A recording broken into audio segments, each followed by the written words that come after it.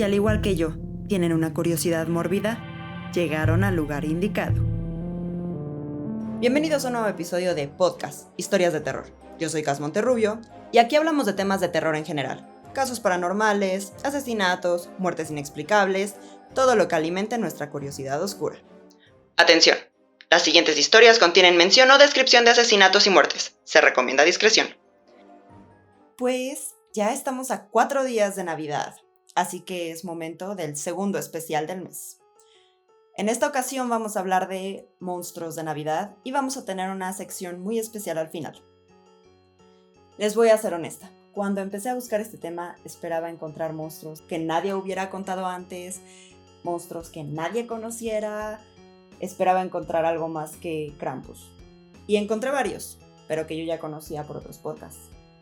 Pero luego mi novio me dijo algo muy interesante. ¿Te sabes todas estas historias de memoria? Y la verdad es que no. Así que les voy a contar sobre los monstruos que se me hicieron más interesantes de los que encontré.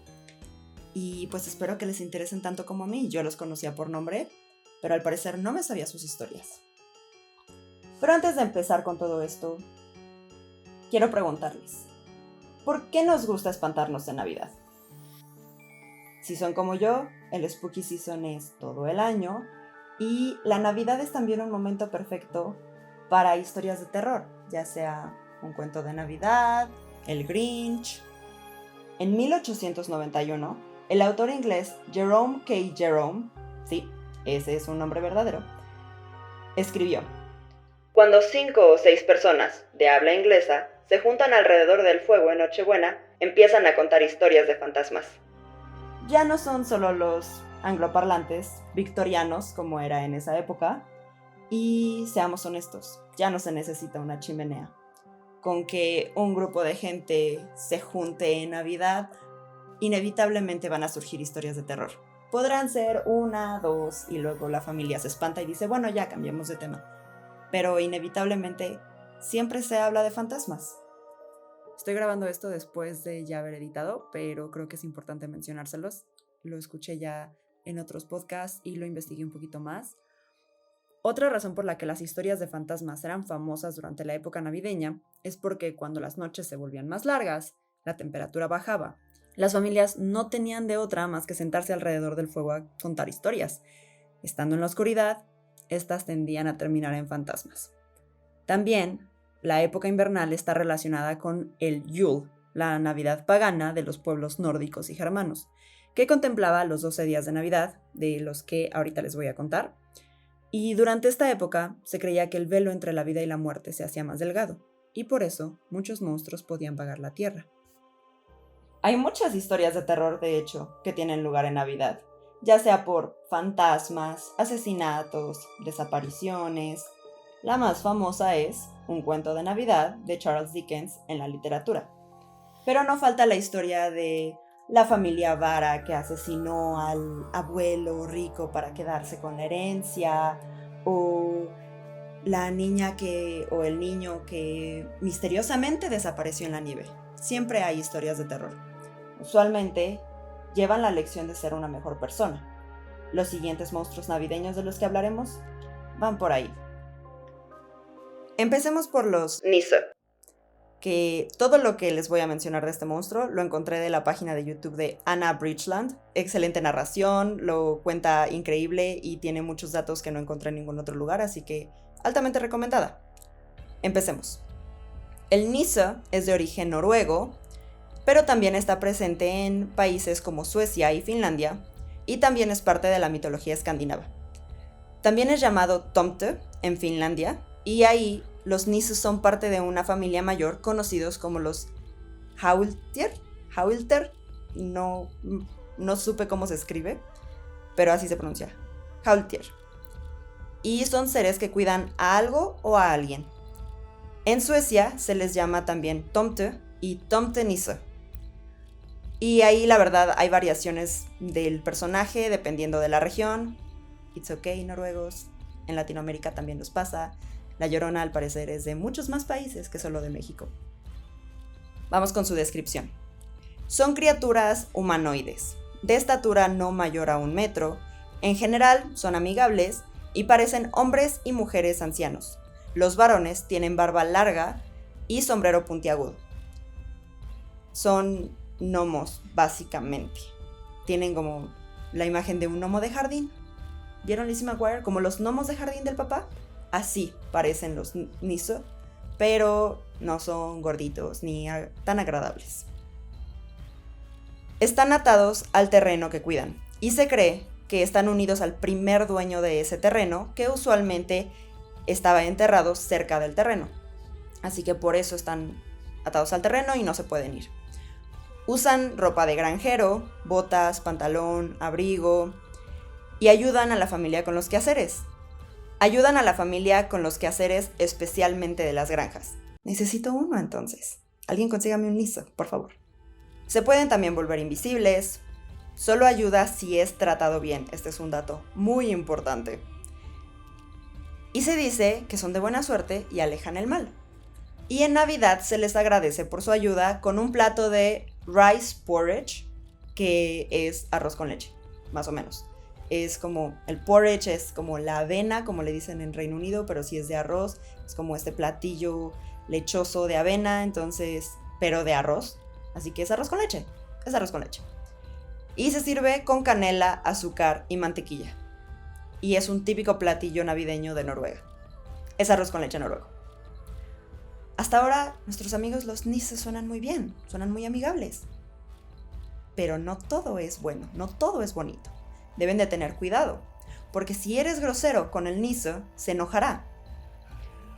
Y en el mejor de los casos, te esconderá cosas, te hará bromas, pero en el peor de los casos, te pueden morder, de hecho son venenosos, y se necesita magia para poder sanar sus heridas, o en el terrible peor de los casos, lastimarán o matarán a tus animales. De hecho, hay una historia que se llama, es un cuento como de dormir, que se llama Cuando el Niso no tuvo mantequilla en su arroz navideño, en su porridge navideño. Es una historia que cuenta de un Niso que no vio la mantequilla en su plato de porridge, se enojó y mató a la mejor vaca de la granja de la familia. Regresó enojado a comerse el arroz y descubrió que la mantequilla estaba hasta abajo. Sintió culpa y se robó a la mejor vaca del vecino para recompensar por la que había matado. Ok, tienen mal carácter, básicamente. Me dio mucha risa esa historia, cómo intentó arreglarlo robándose otra vaca. Tienen mucho apego con los animales, de hecho. Les gustan mucho los caballos y si hay en el terreno les harán trenzas. Y se dice que si las deshaces, los están insultando y volvemos a lo mismo. No los debes de insultar, no les debes de hacer daño. Durante el cristianismo, a los Niso se les relacionó con el diablo, obviamente. Se decía que creer en ellos era invitar al diablo y que arriesgabas tu lugar en el cielo. O sea, el cristianismo solo venía a arruinar todo. Y los casos de brujería, de hecho, se relacionaban con el Niso. Y esto también me dio mucha risa lo que viene. Si tenías una granja cuidada y exitosa, era muy sospechoso. Y si hacías dinero, te acusaban de tener un Niso que robaba a otras granjas. Ok, gente. O sea, todo era brujería. Si algo aprendimos de la casa de brujas en Salem, es que si no le caías bien a tu vecino, iba a decir que eres una bruja. Este era el caso también en Noruega. Si tenías una granja cuidada, bonita y exitosa, obviamente tenías que tener un Niso y te estabas robando al ganado de la otra granja y eras una bruja y debías morir. Hay varios tipos de Niso. De barcos, de sauna, como de que no, de jardín, de graneros, etc. Usualmente ayudaban a cuidar al ganado. Siempre cuida y protege a cambio de agradecimiento. Y de hecho, ahora se confunde con la historia de Santa. En el video que encontré de Anna Bridgeland hay un comentario muy interesante que dice: Santa era un Niso hambriento, que se escondía en un granero. Un niño lo encontró y le dio porridge. El Niso lo agradeció tanto que decidió dar regalos a todos los niños buenos de ahí en adelante. Todos los folclores se mezclan, así que podría ser que Santa es un Niso que creció. En la actualidad, Sigue siendo una historia que se le cuenta a los niños, como el cuento que les mencioné de el niso que no tuvo mantequilla en su porridge. Y se le sigue dejando arroz con leche, de hecho cada Navidad. Así como en Estados Unidos le dejan su leche y galletitas, los noruegos, suecos y finlandeses le dejan su arrocito con leche a los miso. Y si son como mi mamá en Día de Muertos, se lo comen al día siguiente. Este es de los monstruos más como agradables que encontré. Sí está feo que te maten a tu ganado, pero en general son agradables. Están contigo todo el año, solo les tienes que dar arroz con leche en Navidad. Son agradables, pero gruñones. Tienen un mal carácter. La siguiente monstruo, en cambio, es de los más temidos en Europa, de las más temidas en Europa. Se le nombra la Krampus mujer. Es nada más y nada menos que Frau Perchta, también conocida como la bruja de Navidad. Su origen es de las regiones alpinas del sur de Alemania y Austria. Todos son como de esa zona. Francia, Alemania, Austria, por ahí. Otros nombres por los que se le conoce es Berta, Spinstubenfrau, que significa señora de la sala de hilar. Perdonen mi pronunciación alemana, no hablo alemán. Su apariencia, si fuiste bueno, te aparecerá como una mujer hermosa, con vestido blanco. De hecho, se le relaciona con Frigga, la diosa Frigga, por el amor por hilar. Pero, si fuiste malo, se te aparecerá con nariz como pico hecho de metal, vestida en harapos. Puede que traiga un bastón. Generalmente es una anciana decrépita. Carga con un cuchillo bajo la falda. Y en ambos casos, tanto si fuiste bueno como si fuiste malo, tiene un pie más largo. Puede ser de cisne o de ganso. Aunque sea una imagen de una mujer hermosa vestida de blanco, creo que un pie de ganso estaría medio raro. Y definitivamente la apariencia, si fuiste una persona mala durante el año, es horrible. Y lo que te hace y la razón por la que te lo hace es aún peor. Agárrense. Tiene poderes para cambiar de forma y de hecho se volvió famosa por los hermanos Grimm. Se dice que Frau Perchta es quien mantiene los tabús a raya. ¿Por qué? Porque en ese momento se creía que no se debe de trabajar durante las fiestas y deberíamos de seguir haciendo lo que es eso de trabajar, solo tener una semana o los días de Navidad y Año Nuevo de descanso. Deberíamos de descansar durante las fiestas, como en ese momento se creía. También se creía que la casa debe de estar limpia. Esto todavía. Y el tabú específicamente que existía en esa época y por el que te buscaba y te podía atacar Frau Perchta era porque se creía que debías de tener todo tu hilo de linaza, supongo porque es flax, así lo encontré, hilado para antes de que acabaran las fiestas. Porque cuando acabara la Navidad era momento de sacar el telar y debías de tener suficiente hilo para empezar a coser. ¿Dónde entra Frau Perchta? Si no tenías tu linaza hilada para el último día de los 12 días de Navidad, que son del 25 de diciembre al 6 de enero, o si no habías sido una persona buena durante el año, o si tu casa estaba desordenada, o si no habías disfrutado del festín navideño debidamente, o si no dejaste tu bowl de arroz con leche, porque a ella también le gusta el arroz con leche, Frau Perchta vagaba por el pueblo durante esos 12 días y entraba a tu casa, no había cómo detener, iba a entrar cada noche. Sabría si fuiste bueno, si hilaste fuera de tiempo, o si tu casa estaba sucia. Y si fuiste bueno, te daba una moneda. Yay, solo una. Gracias. Al menos deme un billete, porfa. Pero si fuiste malo, te cortaría el torso mientras duermes, te sacaría el estómago y los intestinos, y luego te rellenaría de paja y piedras. Nada más. No es muy mala. Nada más haría eso, si no tenías tu hilo listo para antes del 6 de enero. Nada salvaje la mujer. Y de hecho, se creía que ella formaba parte de la casa salvaje. Se le relaciona con esta leyenda y algunos la llaman la Berchtold mujer, que Berchtold es el líder de la casa y ella es Berchtold mujer Perchta. ¡Tarán! Se dice que vuela por las noches acompañada de su armada de almas perdidas, que son conocidos, unos de ellos, como los Perchten. Son sus sirvientes y son muy parecidos a Krampus. También son mitad cabra, mitad monstruo, mitad humano. Bueno, mitad cabra, mitad humano. Y solo puedes distinguir a los Perchten del Krampus por el contexto. Krampus sale el 5 de diciembre, en la Krampusnacht. Y los Perchten salen durante los 12 días de Navidad y los 3 jueves antes de Navidad, que son conocidos como el Berchtelnacht, las noches Berchtel. Y de hecho, hoy que están escuchando el podcast, es el tercer jueves. Y cuando yo investigué eso, era el primer jueves. Y me empezaron a salir TikToks de los Perchten. En TikTok, de hecho, van a encontrar algunos videos reposteados de las festividades de los Perchten. Así que cuídense de que esta noche les vayan a aparecer los Perchten. Y también, en su armada de almas perdidas, la acompañaban las almas de niños sin bautizar. Pobrecitos. Los son mencionados en muchas ocasiones en estas historias. Pobrecitos, qué culpa tienen. Se dice también que si escuchas truenos y retumbos en las montañas en las noches Berchte, es Berchta liderando la casa.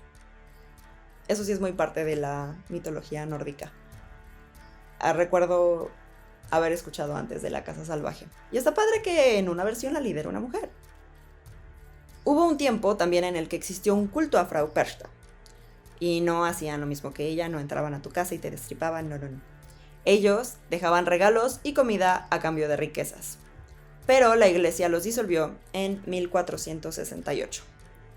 Y en Austria, sus seguidores se dicen Perchten y usan máscaras de animales como Krampus y son los que salen a las celebraciones en las Perchten Nights. Y en el resto de Europa, los Perchten visitan casas para liberarlas de los malos espíritus, que es un poco irónico porque Frau Perchta es considerado un mal espíritu, entonces es raro eso. Yo creo que ella era un monstruo que más que para espantar a los niños a que fueran buenos, sí funcionaba un poco, pero siento que era más para espantar a las amas de casa de ese momento, hacerlos quehaceres a tiempo, a tener la casa limpia durante esos días y hacer que los niños recogieran su cuarto, aunque las visitas no entraran ahí. Y por eso es que todavía en el siglo XXI nos lo piden a nosotros. De hecho, una de mis tías se ha pasado todo diciembre remodelando su casa y me gusta pensar que es porque quiere evitar que Frau Perchta venga y la ataque. Y yo también me puse a sacudir la verdad hace unos días. Así que no me venga a visitar, Frau Perchta. Mi casa está limpia. Muchas gracias. El siguiente monstruo del que vamos a hablar es Hans Trapp. Su origen es de las regiones de Alsacia y Lorraine, especialmente el pueblo de Wissembourg. Estas regiones son de Francia y Alemania por el idioma. Ahorita les explico. Su apariencia y sus características. Mide 2 metros de altura, usa una gran capa negra y botas negras que son muy ruidosas. Eso es importante, tómenlo en cuenta. Tiene una barba blanca y larga, usa un sombrero puntiagudo y tiene una vara para golpear niños desobedientes. Varios también tienen varas para golpear niños desobedientes. ¿Qué onda? Y él solo habla alemán. ¿Cuál es la leyenda de Hans Trapp? Pues era un hombre rico, poderoso y despiadado. Vivió en los 1400 y era temido por el pueblo de Alsacia. Su avaricia era tal que recurrió al diablo para aumentar su estatus y poderes. Al enterarse de esto, el Papa lo excomulgó y lo exilió a las montañas de Bavaria, en Alemania, además de quitarle sus tierras. En su exilio, su avaricia creció más, al igual que sus deseos malvados. Entre ellos, empezó a crecer un gusto por la carne humana. Para poder saciar este gusto, comenzó a ocultarse en los caminos solos, vestido como espantapájaros, en busca de una víctima. Se cuenta que un niño de 10 años se cruzó su camino y Trapp lo apuñaló viciosamente con un palo afilado. Lo llevó a su guarida, cortó las piezas y las cocinó. Pero, antes de poder comenzar a comer, cayó un rayo divino y lo mató. Hay 2 versiones de cómo murió. Después de que cayó el rayo, se golpeó la cabeza en una roca y murió. O cayó el rayo y le abrió la cabeza, como plátano, y le abrió la cabeza e igual murió. Me gusta más la segunda. Esa sí contaría como el rayo divino. Ahora se advierte a los niños que si no son buenos, Hans Trapp los visitará vestido de espantapájaros y los matará y se los comerá. Esta sí es una leyenda para espantar a los niños. Lo curioso de Hans Trapp es que está inspirado en una historia real. Es una historia que tomó lugar en Wissembourg, al norte de Alsacia, que es la frontera con la región alemana del Palatinado. ¿Qué es el Palatinado? Es el título de los príncipes palatinos de Alemania. O sea, es como un principato. Esta historia real empieza en el castillo Berwarstein, en 1480, cuando el castillo se le concede a Hans von Trotha. Hans von Trotha, la inspiración detrás de Hans Trapp, nació en 1450 en, perdón por las pronunciaciones, Krosigk, en lo que es la Sajonia-Anhalt actual. Era un caballero admirado. El príncipe incluso lo volvió comisario de los electores del Palatinado. No sé qué significa eso, pero lo volvieron comisario de eso. Pero el abad de Wissembourg, que había sido el dueño anterior del castillo, no estaba de acuerdo con que le hubieran pasado el castillo a Hans von Trotha. Así que protestó, denunciando irregularidades en la nueva adquisición del castillo. Incluso los monjes protestaron que se le diera a un avaro extranjero. Xenofobia de toda la vida. A pesar de esto, de todas las protestas de parte del abad y de los monjes, se decidió a favor de Hans von Trotha y se pudo quedar en el castillo. Pero no era una persona muy inteligente al parecer, y aunque había ganado, decidió tomar venganza. Al parecer, los monjes lo jodieron tanto que quiso revancha. Así que construyó una presa para detener el suministro de agua a la ciudad de Wissembourg. El agua cambió de dirección e inundó las tierras del abad. Fue una venganza bastante inteligente, la verdad. Puntos para Hans von Trotha. Pero no podía quedarse así y se le ordenó que devolviera el suministro a Wissembourg.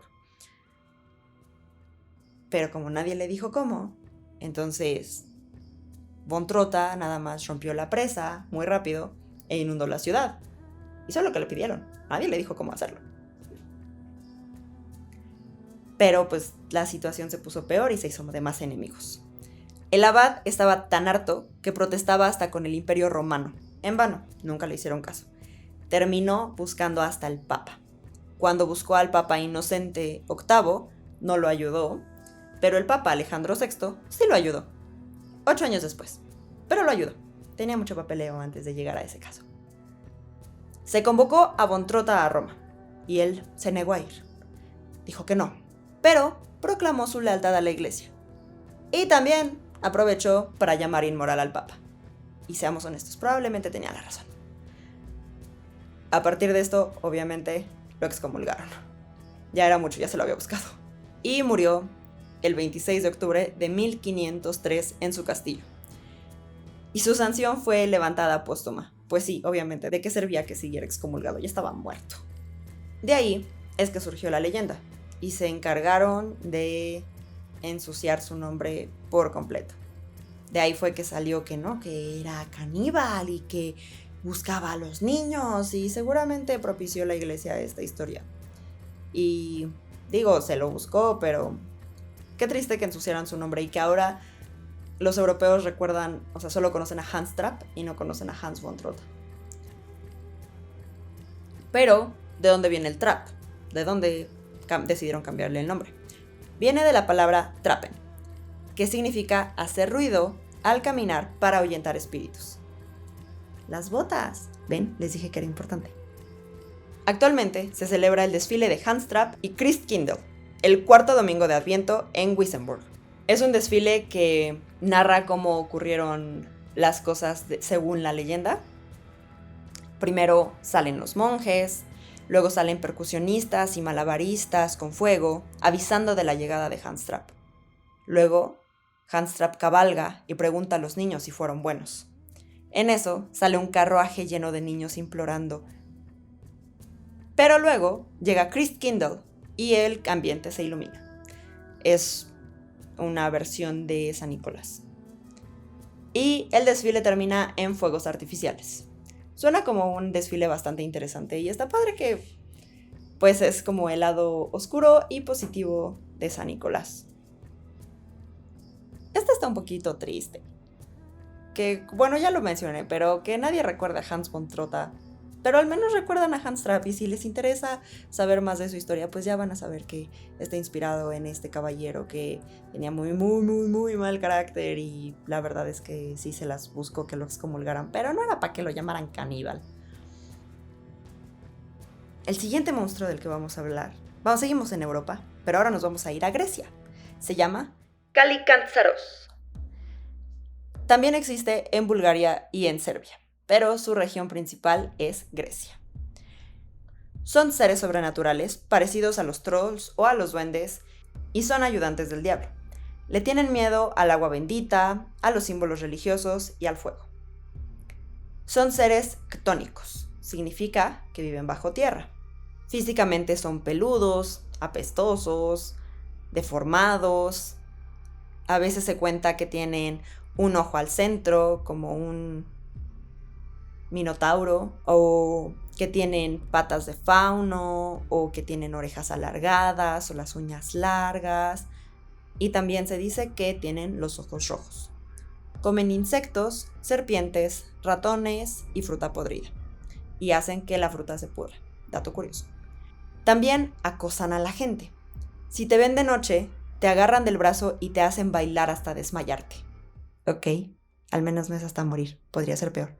Y se cree que son niños sin bautizar o gente que cometió crímenes y fueron transformados. De nuevo con los niños sin bautizar. Ellos que tienen la culpa, pobrecitos. O se vuelven Kalikantsaros o los atrapa Handstrap.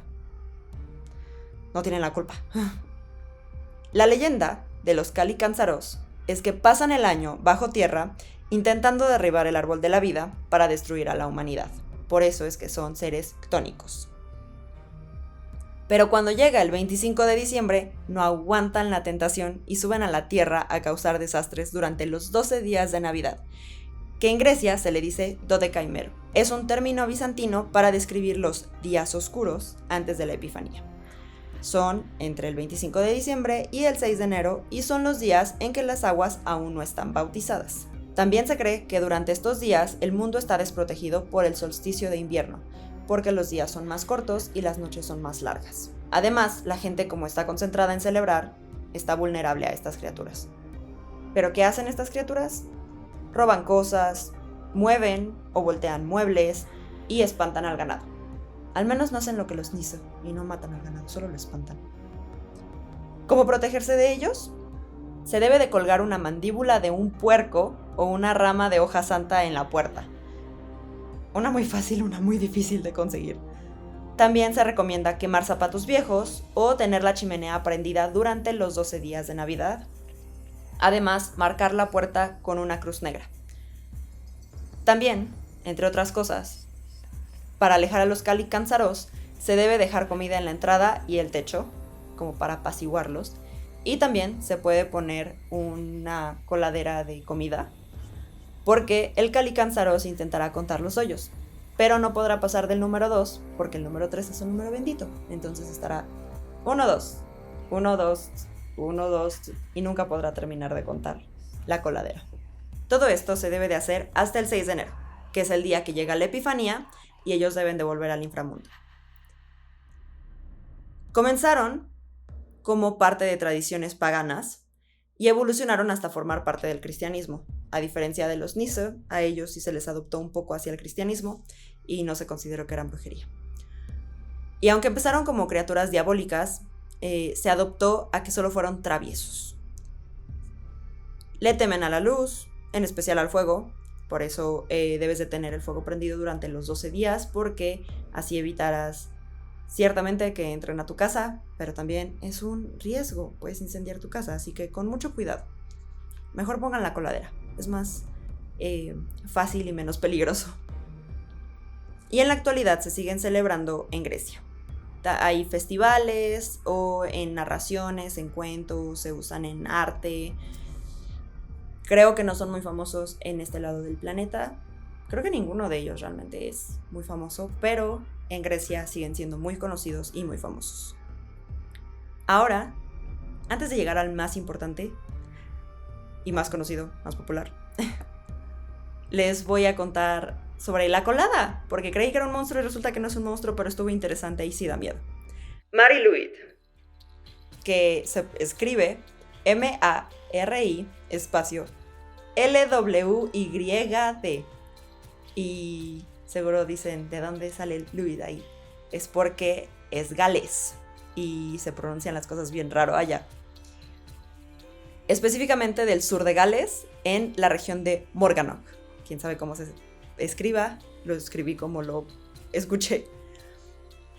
La traducción de Mari-Lwyd sería Mari Gris, y se cree que eso puede ser por la Virgen María, o Yegua Gris, por los caballos celtas. La primera mención de esta criatura fue en 1800 en el diario de un viajero que se llamaba J. Evans. El libro era Un viaje por parte de Gales del Norte. En la versión en la que se cree que el nombre viene de la Virgen María, Mari Gris, se dice que era una yegua embarazada que sacaron del establo para que María tuviera a Jesús y pasó días buscando dónde dar a luz a su potro. En la versión en la que se cree que la traducción es yegua gris, se cree que es aparte de por los caballos celtas, representando un caballo viejo, y lo gris representa su sabiduría. La primera mención de esta criatura fue en 1800 en el diario de J. Evans, nombrado Un viaje por parte de Gales del Norte. Ahora me doy cuenta de que en un lugar encontré que es del sur y en otro lado encontré que es del norte. Entonces es de Gales en general. Y esta es una tradición, realmente. Mari-Lwyd no es un monstruo per se, es una tradición de Año Nuevo, en la cual se adorna un cráneo de caballo con listones que representan la melena, botones, esferas o luces que representan los ojos, y se cuelga una tela blanca al final del cráneo. Se monta sobre un palo y una persona se esconde debajo de la tela y carga a la Mari-Lwyd. Y si no tienes un cráneo a la mano, porque nadie tiene un cráneo a la mano, se puede hacer de cartón, de tela rellena con paja, heno, etc. Y se adorna con listones y botones. Actualmente ya se hace principalmente de cartón o de de tela. ¿Qué hace la Mari-Lwyd? Va de casa en casa pidiendo posada. Y se hace una batalla de rap, básicamente. Se hace una batalla de rimas llamada Puinco. Mari-Lwyd y sus acompañantes dicen por qué deberías de dejarlos entrar. Y los que están en la casa dicen por qué no. Suena a como lo que es pedir posada en México, solo que nosotros lo hacemos con la versión de la Virgen María. Y si Mari-Lwyd sí es por la Virgen María, entonces sí tiene sentido. Si te quedas sin razones para no dejarla entrar, debes dejarla pasar junto con sus acompañantes y les debes de dar comida y bebida, que usualmente es cerveza. Y se supone que si los dejas entrar es de buena suerte. Y entonces ahí me quedó la duda, ¿por qué intentarías no dejarlos entrar? ¿Por qué harías esta batalla de rap, básicamente, para no dejarla entrar? Pero principalmente yo creo que es parte de la tradición. Y a pesar de la popularidad en el siglo XIX, perdió fuerzas en el siglo XX, hasta 1960, cuando el pueblo de Llanelwedd lo revivió. En 1970 ya se veía en más pueblos del país, y en el año 2000, Aberystwyth, el pueblo de ese pueblo, marcó el fin del milenio organizando el Mari-Lwyd más grande del mundo. Este no es realmente un monstruo, es más una tradición. Tampoco es navideña, pero se me hizo, pues, buena idea mencionarla porque es más o menos como nosotros pedimos posada en Navidad, o al menos mi familia lo hace. Entonces sí, no es un monstruo realmente, por eso se llama la colada. Y ahora vamos con el monstruo más famoso, todo el mundo lo conoce, el único, y al parecer sí es igualable por los Perchten, Krampus. Es originario de Alemania, Austria y Europa en general. El origen de este personaje es del paganismo pregermano del solsticio de invierno. Viene de la palabra Krampen, que es garra, y se creía en la leyenda pagana que es el hijo del dios nórdico del inframundo, Hel. Su apariencia es mitad cabra, mitad demonio. Tiene cuernos, pelo oscuro, colmillos, y es famosamente el antagonista de San Nicolás. Él llega el 5 de diciembre, que es la Krampusnacht, noche de Krampus, y mientras Santa deja regalos a los niños buenos durante esa noche, Krampus azota a los malos con varas y palos. Se dice que algunos se los come o se los lleva al infierno. El 6 de diciembre, que es el día de San Nicolás, Nikolaustag en alemán, los niños buenos abren sus regalos, mientras que los niños malos, que sobrevivieron, curan sus heridas de Krampus. O sea que Santa no viene el 25, es realmente el 6 de diciembre. O sea que ya pasó. ¿Cuántas cosas cambiaron por la religión, por los colonizadores, la verdad? Y hablando de eso, en el siglo XII, la Iglesia Católica quiso banearlo y que la gente no lo relacionara con la Navidad. Y falló. Y en 1934, el Partido Cristiano Socialista de Austria intentó también erradicarlo. Y tampoco pudo. Y durante la Segunda Guerra Mundial, esto está también muy graciosa, los fascistas veían a Krampus como una creación de los socialdemócratas. Ok. Vamos a buscar enemigos en cualquier lugar. De nuevo, casa de brujas, a lo que nos acomode. Si tienes mejor ganado que yo, eres una bruja. Si no tienes la misma ideología política que yo, eres una bruja. Actualmente se celebran las Krampuslauf, que son carreras de Krampus, en Alemania, Austria, Hungría, Eslovenia y República Checa. Usualmente los que participan son hombres borrachos que se visten del demonio y corren por las calles, persiguiendo gente y golpeándolos con varas. Y el personaje de Krampus se suele confundir con los Perchten, como mencionamos hace rato. Y de hecho, en una de las notas que encontré en línea, había una foto de los Perchten y hasta decían hombres vestidos de Krampus en el Perchtennacht. Y yo así de, no es lo mismo, esa es la noche de los Perchten. Krampus es el 5 de diciembre. Entonces se confunden tanto que hasta los medios puede que publiquen las fotos equivocadas. También existen las Krampuskarten, que son cartas navideñas, entre comillas, que muestran a Krampus detrás de un niño a punto de ser castigado. Y usualmente dicen salvados del Krampus. Deberíamos de volver a hacerlas. Sería un buen regalo spooky para Navidad. Y pues Krampus ahora ya tiene fama mundial. Ya existen festivales en Los Ángeles, en Filadelfia, en Nueva York. En Austria, de hecho, se comercializa el personaje en figuritas, en chocolates, en cuernos coleccionables. Y la gente se queja de la excesiva comercialización de Krampus. Es un poco irónico, dado la comercialización de Santa. Y de hecho, Santa ya tiene competencia a estas alturas. Y pues la razón por la que Krampus es más famoso, prácticamente logró su fama mundial, fue por la película Krampus, el terror de la Navidad del 2015 con Adam Scott y Toni Collette. Se trata de un niño que pasa una mala Navidad e invoca accidentalmente al demonio. Y si alguien ya la ha visto, ¿qué tal está? Cuéntenme. Vi la puntuación de IMDb, sé que no es muy confiable, pero era baja, entonces creo que está muy mala. Pero igual cuéntenme si ya la vieron. Recomiéndenmela si sí está buena. Así que esos fueron los monstruos de Navidad. ¿Qué les parecieron? ¿Les gustaron? ¿Ya los conocían? Pero como les mencioné al principio, había una pequeña sección sorpresa. De nuevo, creí que esto iba a durar muy poquito, pero si ya me escucharon hasta acá, quédense a esta sección sorpresa. ¿Por qué nos gusta espantarnos en Navidad? Nos gusta contarnos historias, nos gusta sentirnos con adrenalina al borde, tal vez es una noche que debería de ser tan agradable que nos gusta que salga de lo habitual. No sería una noche navideña sin unas cuantas historias de terror. Mi gran productor y novio me encontró algunas historias de Reddit y me las tradujo. Vamos a leer algunas juntos, yo por primera vez con ustedes, así que mi reacción es genuina. Esta se llama Broma de ducha, del usuario Perplexing Camel. Es de hace 4 meses en el subreddit de Paranormal Encounters, que es Encuentros Paranormales. Dice: creo firmemente que, si conoces algo, se vuelve más fuerte. Esto me sucedió hace meses y solo quiero publicarlo con la esperanza de que elimine la tentación de contarle esto a mi prometido todo el tiempo. Ok. Una tarde, después del trabajo, fui a darme una ducha. Admito que no había dormido la noche anterior, así que estaba increíblemente cansada.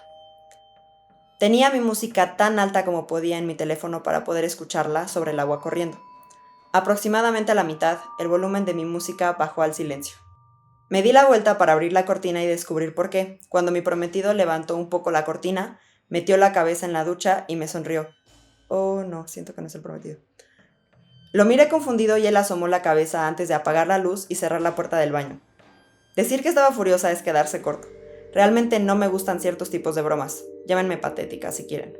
Pero una broma que involucra estar a oscuras, húmeda y resbaladiza simplemente me pegó más de lo que debía por lo cansada que estaba. Sí, no, a mí tampoco me gusta estar a oscuras. Cuando me he tenido que bañar en la oscuridad es horrible. Inmediatamente salí de la ducha. Volví a encender la luz. El interruptor está justo entre la ducha y la puerta. Solo hay aproximadamente menos de medio metro entre las dos, ya que comparten una pared. Y salí furiosa del baño sin siquiera tomar la toalla.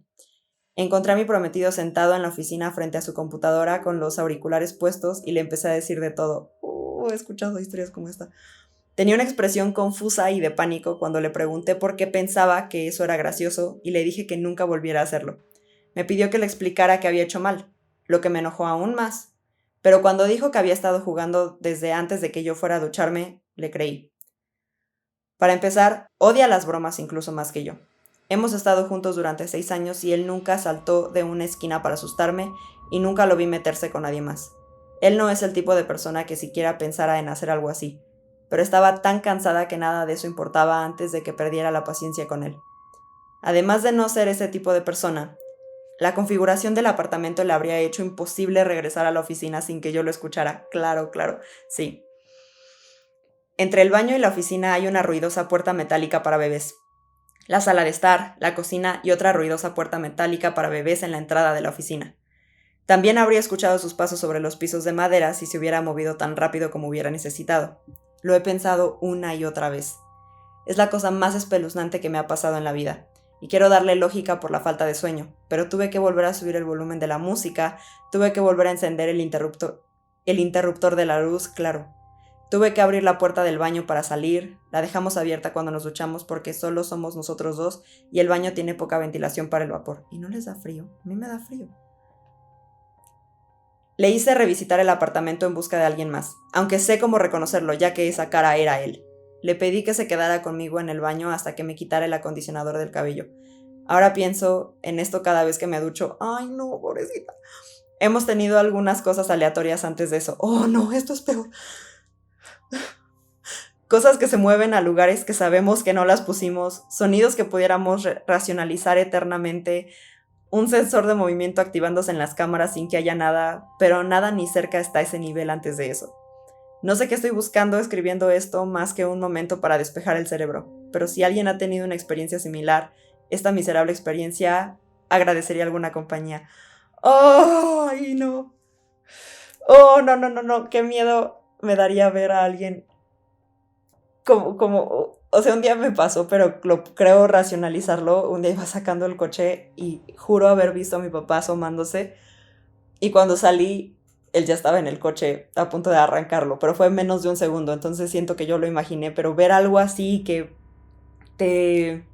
Aparte, fue como hubo interacción. O sea, apagó la luz, le abrió le bajó la... No hagas esa... Perdón, mi novio está enfrente de mí. No quería involucrarlo, pero me hizo una cara y me espantó. Ah, Bajó el volumen de la música, le sonrió. No, qué miedo. ¡Ay, qué miedo! Ok.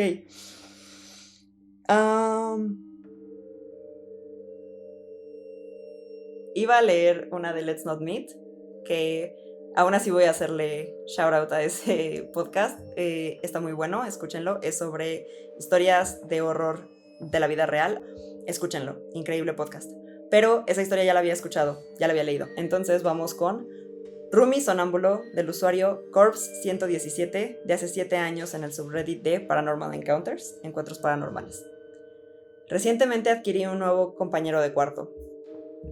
Toda esta situación nunca debió haber sucedido, pero necesitaba a alguien que me ayudara con el alquiler, así que, después de una publicación en Craigslist, él se mudó. Su nombre era Greg y me reveló que tenía algunos comportamientos extraños al dormir. Hablar dormido, caminar sonámbulo, terrores nocturnos. Lo curioso es que yo también tenía antecedentes de sonambulismo, pero solo en raras ocasiones y por lo que no lo vi como algo extraño.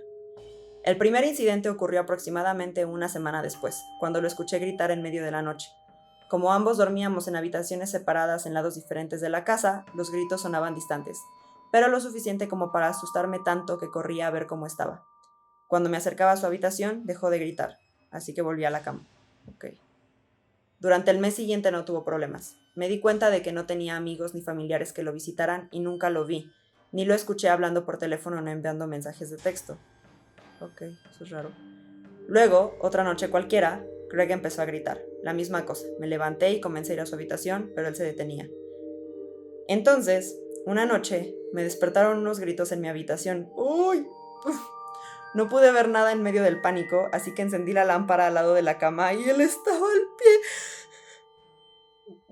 al pie de mi cama vistiendo algo de ropa para dormir. Pantalones cortos deportivos y una camiseta. Me asusté, así que comencé a gritar y lo desperté. Se disculpó y volvió a la cama. Entonces sucedió lo más aterrador.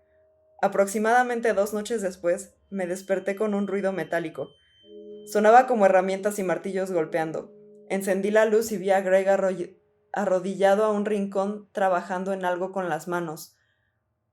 Unos segundos después de encender la luz, Greg se congeló, luego lentamente giró la parte superior de su cuerpo y me miró sin comprender mientras me acostaba en la cama. Estaba más que asustado, así que lentamente me levanté de la cama y salí de la casa. Después de dormir en mi camioneta en el estacionamiento vacío de una iglesia, a eso también me daría miedo. Regresé a la casa alrededor de las 8 de la mañana. ¡Uy, Greg se había ido, todas sus pertenencias habían desaparecido. No había señales de él por ninguna parte, era como si nunca hubiera vivido ahí. No conocía a ninguno de sus amigos o familiares, así que no tenía a nadie a quien llamar para saber de él. Los días se convirtieron en semanas, las semanas en meses. Cuando me mudé después de que terminó el contrato de arrendamiento, estaba sacando muebles de mi dormitorio. En la esquina de la habitación, donde vi a Greg arrodillado por última vez, me di cuenta de que la ventilación del piso del aire acondicionado estaba suelta. Dentro del respiradero del piso había un sobre con un montón de fotografías mías durmiendo. Las fotografías tenían fechas y horas escritas a mano en la parte posterior de las fotografías. El único otro objeto era un mango de escoba de madera tallado hasta llegar a una punta filosa. Realmente creo que Greg se estaba preparando para matarme esa noche y se dio cuenta, debido a que Greg, o al menos la versión sonámbula, iba a hacerlo. Se fue para salvarme la vida. Parece que Greg había estado viniendo a mi habitación casi todas las noches y trabajando para hacer que el mango de la escoba fuera un arma punzante y nunca lo escuché hasta la última noche que lo vi. What the fuck? ¿Pero por qué lo oía gritar? Lo oía gritar en su cuarto. ¿Sería que era como el Greg ya despierto, como odiándose a sí mismo? Ese sí me dio. ¡Ay! El verlo gritando. Verlo gritando al pie de su cama. No. ¡Ay, qué miedo! Y es el momento de la Navidad en la que la tía te dice: ya me espanté, ya dejemos de contar esas cosas, cambiemos de tema. Así que con eso terminaremos este especial de Navidad, spooky. Así que cuenten historias de terror en Navidad, pero tengan cuidado de Frau Percha, o de Krampus, o de los Nisse, o del Calicanzaros. Sean buenas personas este año que viene, sean buenas personas todo el año, hagan su limpieza, cosan lo que deban de coser y nos vemos el año que viene con un nuevo episodio de podcast, Historias de Terror. Muchas gracias por acompañarme el día de hoy en podcast, Historias de Terror. Si tienen alguna historia que quieran contar o sugerencia de tema a cubrir, mándenla a podcasthistoriasdeterror@gmail.com. Así, todo junto. Podcast, historiasdeterror@gmail.com. Mándenme sus historias, porfa, porque si no voy a tener que seguir leyendo de Reddit. Porfa, mándenlas. Estoy segura de que todos tenemos historias paranormales que queremos contar, y si no son paranormales, si son de que casi los matan o casi matan a alguien que conocen, nos encontraron un asesino serial o iban a la primaria con un asesino serial, también lo quiero escuchar, cuéntenmelo. Recuerden también que me pueden seguir en TikTok como podcast-historias terror y en Instagram como podcast-historias de terror. Ahí pueden encontrar algunas historias cortas durante el día de estreno y la parte que más me gustó de cada episodio, animada, la siguiente semana. Muchas gracias. Nos vemos el año que entra. Badumts. Podcast Historias de Terror. Escrito por mí, Cassandra Monterrubio. Producido por Cassandra Monterrubio y Brian Basurto. Editado por Cassandra Monterrubio. Bye. Oigan, por cierto, me voy a tener que tomar una semanita de descanso, entonces los veo de nuevo el 11 de enero con un nuevo episodio de Podcast Historias de Terror. Muchas gracias.